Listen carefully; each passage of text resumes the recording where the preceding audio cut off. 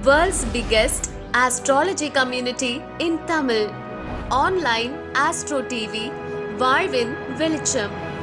Online astro டிவியை கண்டு மகிழுங்கள்.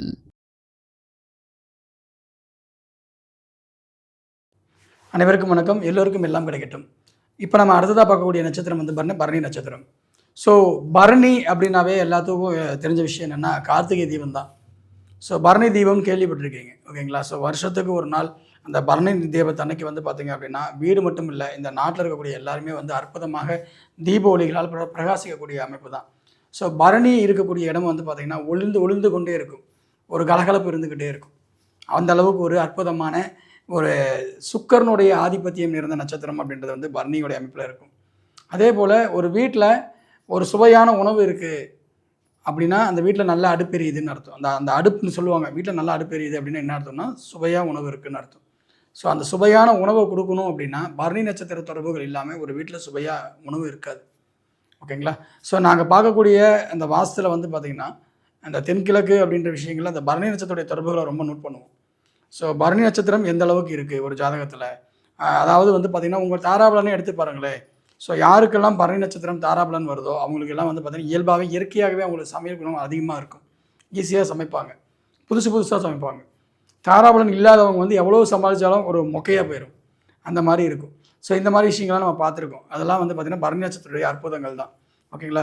ஸோ ஒரு வீட்டினுடைய தன்மை எப்படி இருக்குன்னு சொல்கிறதுக்கு பரணி நட்சத்திரம் வேணும். அந்த வீட்டுடைய உணவு உடையுடைய தன்மையை கண்டுபிடிக்கிறது பரணி நட்சத்திரம் கண்டிப்பாக தேவைப்படுது. இது மட்டும் இல்லை, பரணி நட்சத்திரத்தில் பிறந்தவங்க எப்படி சார் இருப்பாங்க? பரணி தரணி ஆளும் அப்படின்வாங்க, ஓகேங்களா? உண்மையாலுமே தரணி ஆளுமா சார்? ஜாதகத்தில் அந்த கொடுப்பனை இருக்கா? இருக்குது. ஏன்னா ஒரு வீட்டை ஆளக்கூடிய அமைப்பில் இருந்தால் தான் அதை நாடாளக்கூடிய அமைப்புக்கு போகும். ஸோ அந்த மாதிரி வந்து பார்த்திங்க அப்படின்னா பரணி தரணி ஆளக்கூடிய அமைப்பு ஜாதகத்தில் இருந்தால் நிச்சயமாக அதுக்கான வாய்ப்புகள் உருவாகும். ஸோ தரணி ஆளுன்ற மீன்ஸ் என்னன்னீங்கன்னா உலகை ஆளும் ராஜாவாக எடுக்கக்கூடாது. அந்த ஊரில் இருக்கக்கூடிய ஒரு தெருவுக்கு ராஜாவாக இருந்தாலும் சரி, அந்த வீட்டுக்கு ராஜாவாக இருந்தாலும் சரி, அந்த அளவுக்கு ஒரு மகத்துவத்தை கொடுக்கக்கூடிய நட்சத்திரம் வந்து பரணி நட்சத்திரம், ஓகேங்களா? பொதுவாக வந்து பார்த்திங்கன்னா எதிர்ப்பாளர் யார் எதிராளியாக இருக்காங்களும் சரி, அல்லது வந்து எதிர்ப்பாளர் சொல்லுவோம் இல்லையா, ஆண்னா பெண்ணா ஆண் சொல்லுவோம் இல்லையா? ஸோ அந்த மாதிரி இருக்கக்கூடிய நபரில் ஈஸியாக மயக்கக்கூடிய நட்சத்திரம் என்பது பரணி நட்சத்திரம். தன்னுடைய பேச்சாலே வந்து பார்த்திங்கன்னா ஈஸியாக அவங்களை கவர்ந்திருக்கக்கூடிய நட்சத்திரம் வந்து பார்த்திங்கன்னா பரணி நட்சத்திரம். அந்த அளவுக்கு வந்து அற்புதமான ஒரு நட்சத்திரம். இந்த பரணியில் ஒரே ஒரு விஷயம் மட்டும் இருக்கும், என்ன அப்படின்னா சொத்து சார்ந்த பிரச்சனைகள், ஓகேங்களா? ஏன்னா இது வந்து பார்த்திங்கன்னா இயல்பாகவே வந்து இயற்கையாகவே இளமை, அதாவது அன்புக்கு அடிபணியக்கூடிய நட்சத்திரம், ஓகேங்களா?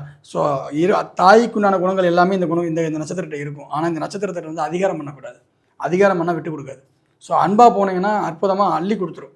அதே மாதிரி பரணியில் பிறந்தவங்களை நீங்கள் யாரை வேணால் போய் பாருங்கள், உணவுக்கு வந்து அவங்க வந்து முதன்மை கொடுப்பாங்க.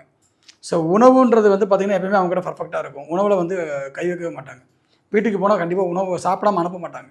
ஸோ பரணிக்கு வந்து உணவு பரிமாறக்கூடிய குணம் இயல்பாகவே அதிகமாக தான் இருக்கும், ஓகேங்களா? அதே மாதிரி பரணியில் பிறந்தவர் துரியோதனன், அவருடைய வாழ்க்கையை பற்றி நீங்கள் தெரிஞ்சிருப்பீங்க.